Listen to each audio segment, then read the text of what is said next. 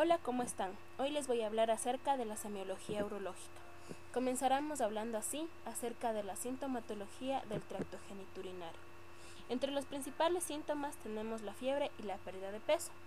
La fiebre es el principal síntoma que nos lleva a pensar en una infección de las vías urinarias. En enfermedades tales como una cistitis aguda simple, esta es la febril, mientras que en pielonefritis o prostatitis agudas se presentan con temperaturas altas.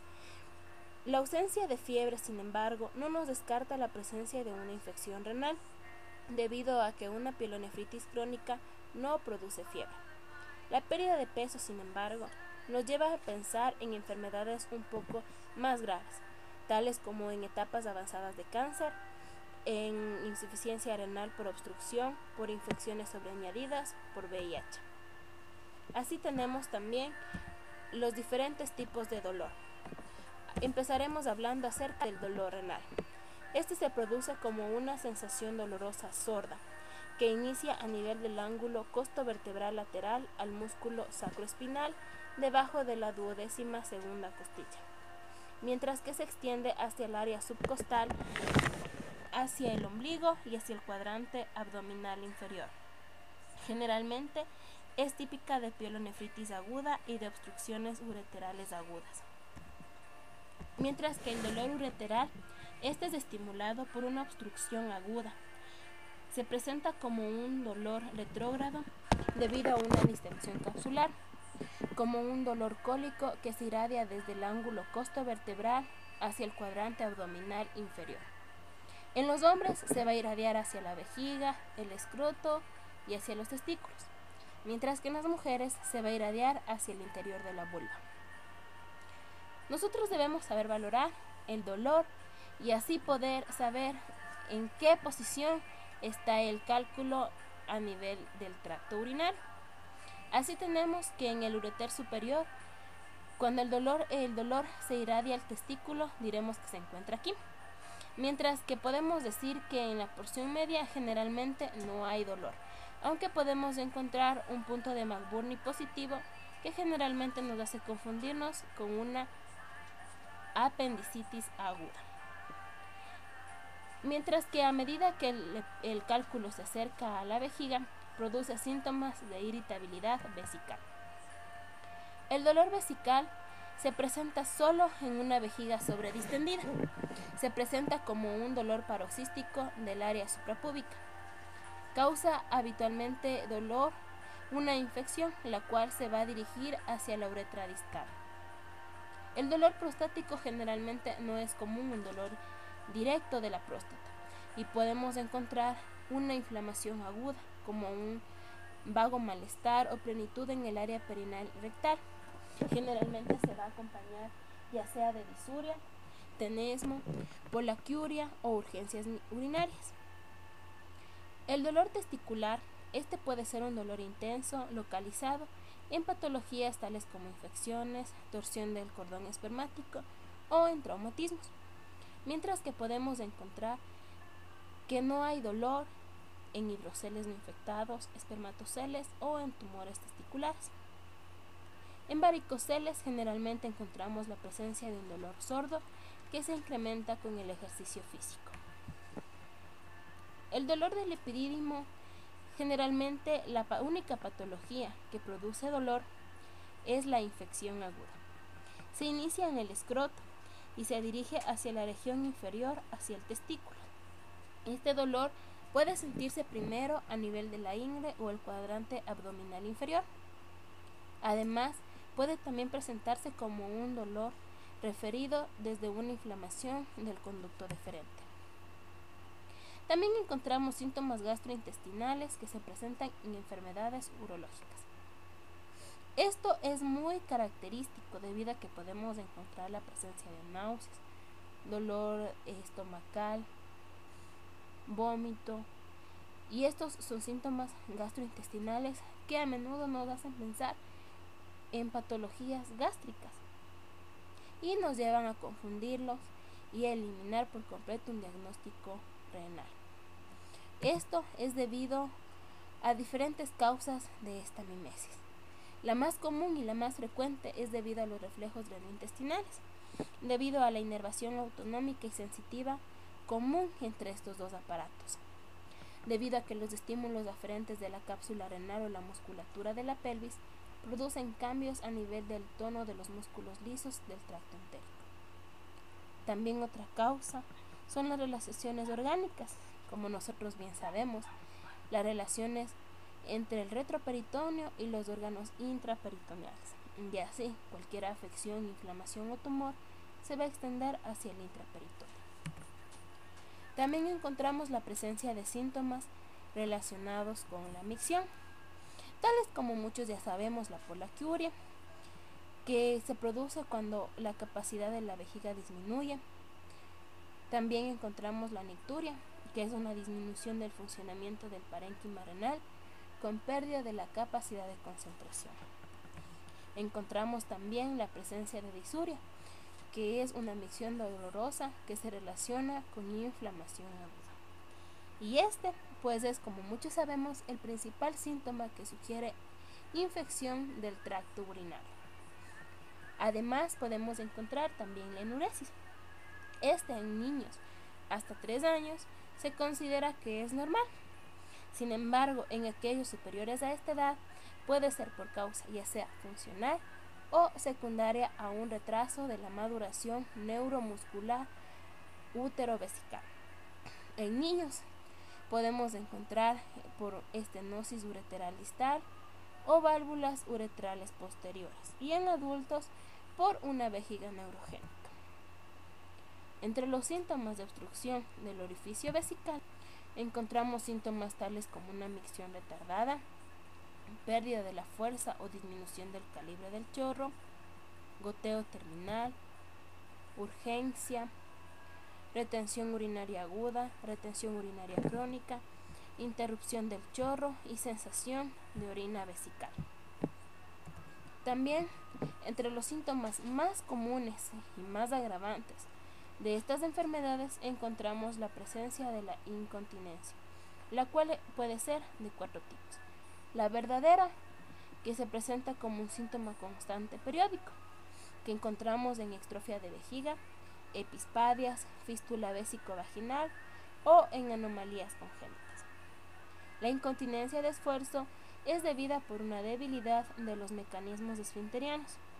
Generalmente la encontramos en mujeres multíparas o con una disfunción neurogénica vesical.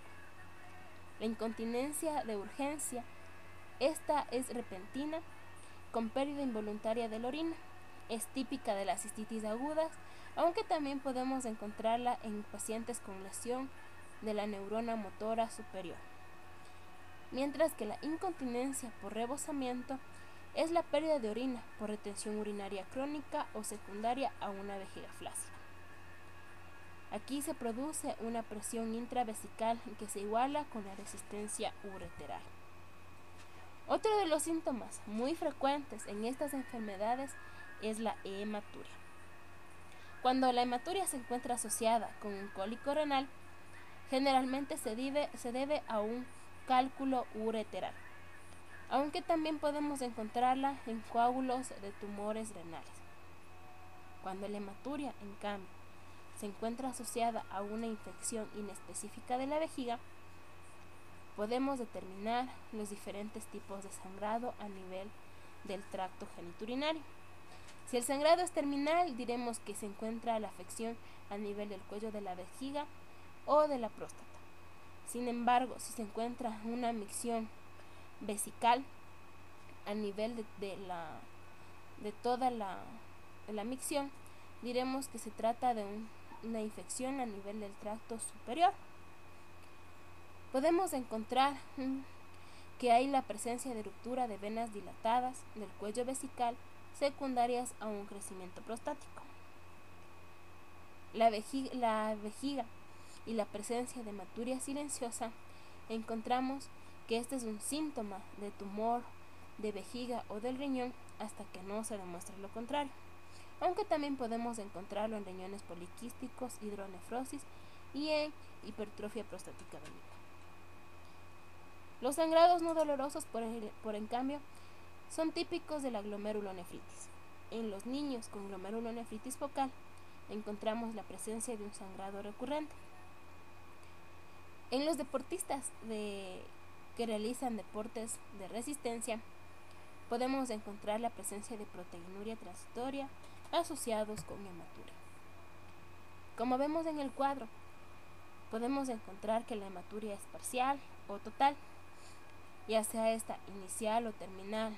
Puede localizarse encima de la vejiga, abajo de la vejiga o en la vejiga, o también puede ser por causa de un cálculo, de un tumor, una nefritis o la tuberculosis. Así comenzaremos hablando ya acerca del examen físico del tracto genitourinario.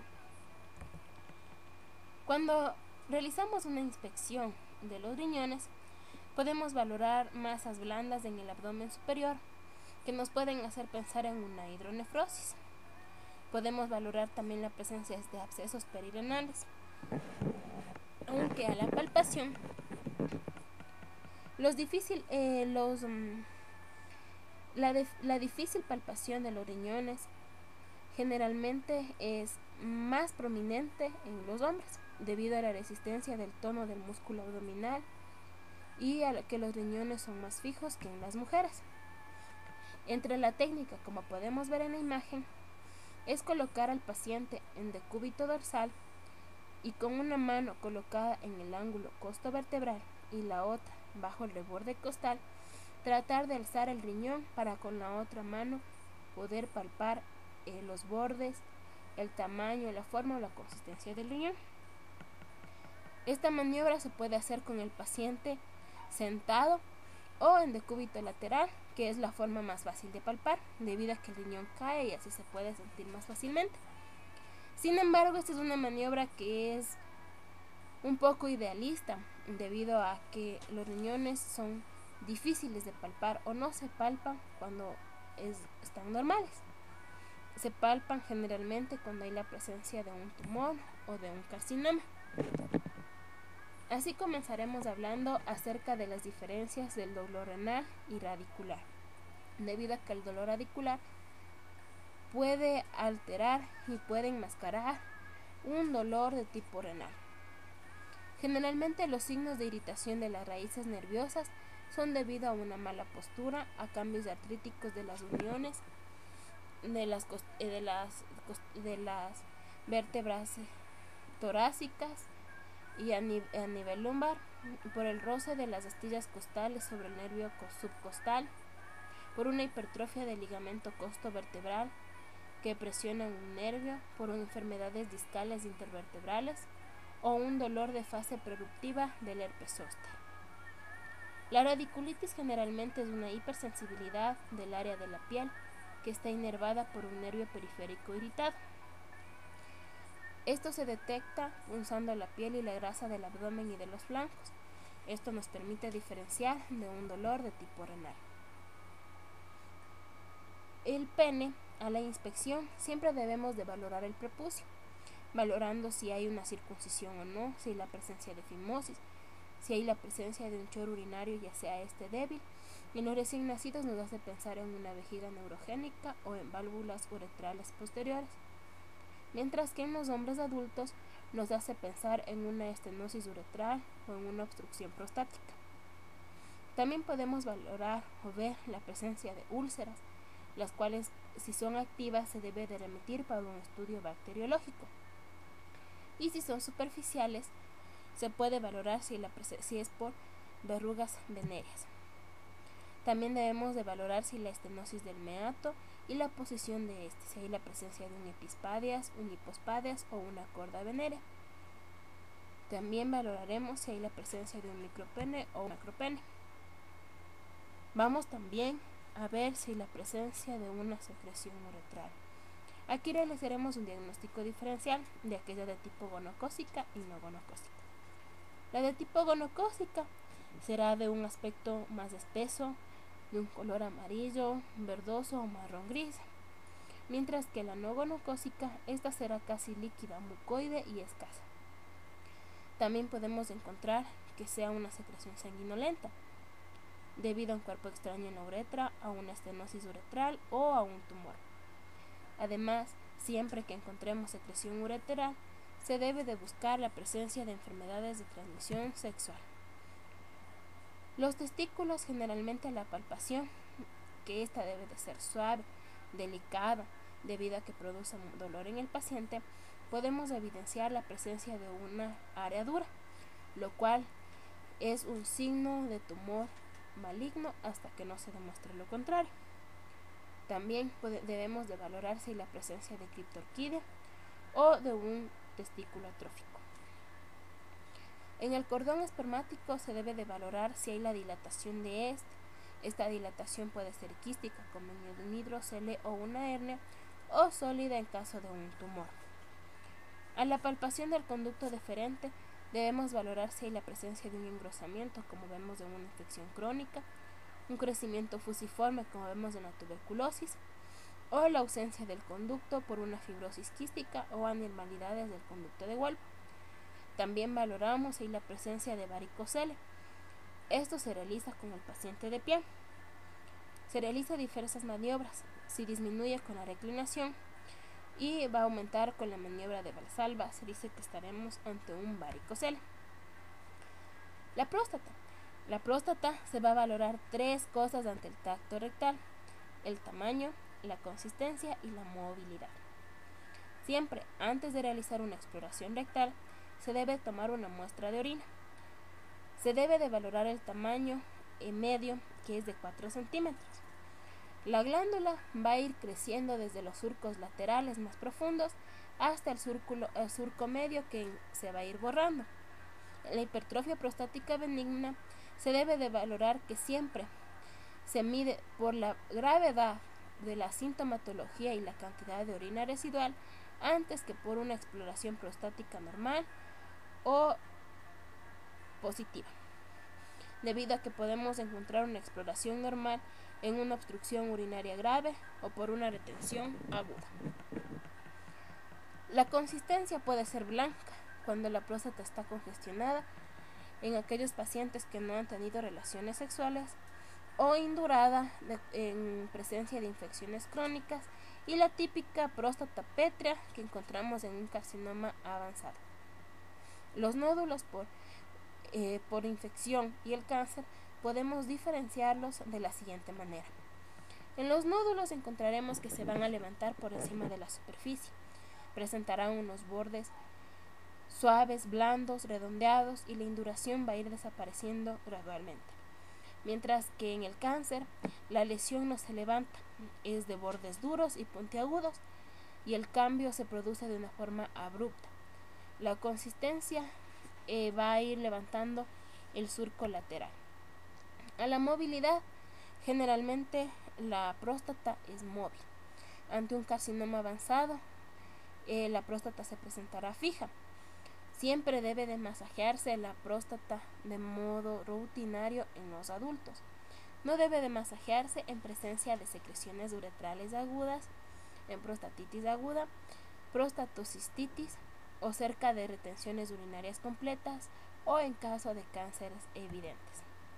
Y con esto les doy las gracias por haberme atendido en este periodo de tiempo y me hayan brindado unos pocos minutos de su día. Muchas gracias. ¿Ya?